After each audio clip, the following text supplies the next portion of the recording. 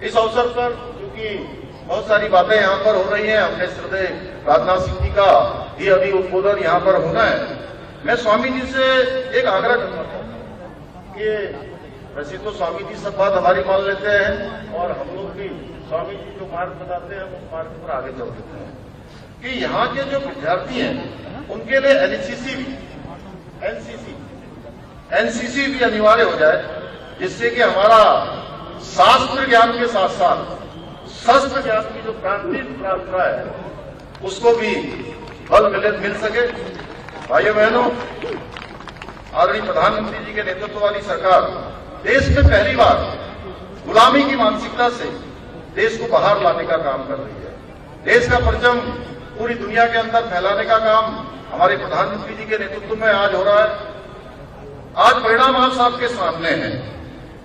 अभी भाई मोहन यादव जी जब बोल रहे थे तो वो द्वापर की बात कर रहे थे, त्रेता युग की बात कर रहे थे, और मैं कहूंगा कि कलयुग के 5000 वर्ष बीत गए और बीच में द्वापर भी आ गया, उससे पहले त्रेता था। तो त्रेता के बाद द्वापर और द्वापर के बाद कलयुग, जितने वर्ष हुए वहां भगवान राम पैदा हुए और पूरे उस समय के लोगों ने राम राज्य देखा, भगवान राम को देखा, अयोध्या को देखा, और हम सब के सामने भी वो सारे वर्ष हटा दिए जाए जो द्वापर के हैं और कलयुग के हैं जो 5000 वर्ष बीत गए हैं। तो ये इस अवसर का साक्षी होने का अवसर अगर किसी ने प्रदान किया है तो हमारे देश के यशस्वी प्रधानमंत्री आदरणीय मोदी जी ने किया है। उनके नेतृत्व में 22 जनवरी को भगवान राम अपनी जन्मभूमि पर फिर से वहां पर उनकी स्थापना हो रही है, फिर से विराजमान हो रहे हैं और इसके साक्षी हम सब 22 जनवरी को बनेंगे। आज काशी में काशी का भव्य काशी और दिव्य काशी बाबा विश्वनाथ का भव्य कॉरिडोर बनना हो, या जिस नगरी से हमारे आदरणीय मोहन यादव जी वहां से आए हैं, उज्जैन का महालोक, या देवभूमि उत्तराखंड के अंदर बद्रीनाथ जी का पुनर्निर्माण हो, मास्टर प्लान हो, या केदारनाथ जी का नवनिर्माण हो। हम सब जानते हैं 2013 की आपदा में पूरी तरह से वो परिसर क्षतिग्रस्त हो गया था, या चार धाम और बदर जाने वाली सड़कें हो, या ऋषिकेश कर्णप्रयाग रेल लाइन हो, या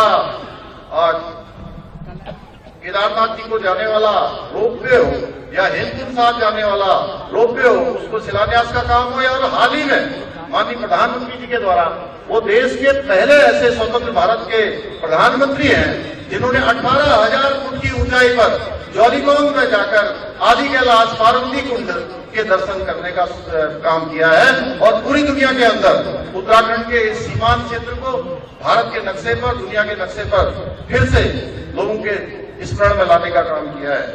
भाइयों बहनों, आज हमारे तमाम जो स्थल हैं उन सबका इस प्रकार से नवनिर्माण और पुनर्निर्माण हो रहा है। हमारे मंदिरों का ही नहीं बल्कि हमारी संस्कृति का भी संरक्षण और संवर्धन हो रहा है।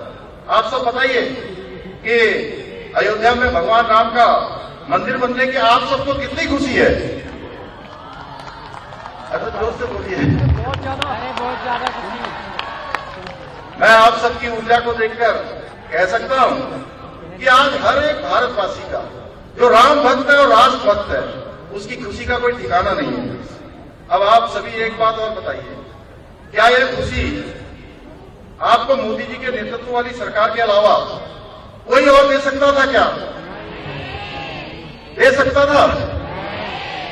जोर से बोलिए। राम भक्तों पर गोली चलाने वाले न तो मंदिर बना पाते, न धारा 370 हटा पाते, न 3 तलाक ला पाते, हटा पाते।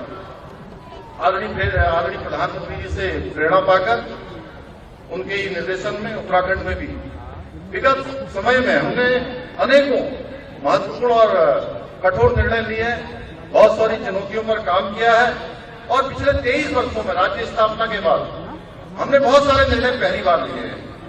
और इसमें चाहे आज उत्तराखंड के अंदर देश का सबसे कठोर नकल विरोधी कानून लागू किया है, धर्मांतरण रोकने के लिए भी कानून बनाया है, देवभूमि में बड़े मात्रा में जो अतिक्रमण था 5000 एकड़ से भी ज्यादा भूमि अतिक्रमण से भी जो उत्तराखंड का मूल स्वरूप है उस मूल स्वरूप को बनाए रखने के लिए हमने मुक्त कराने का काम किया है।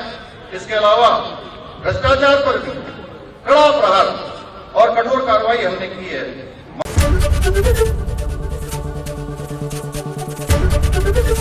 एबीपी गंगा, खबर आपकी, जुबान आपकी।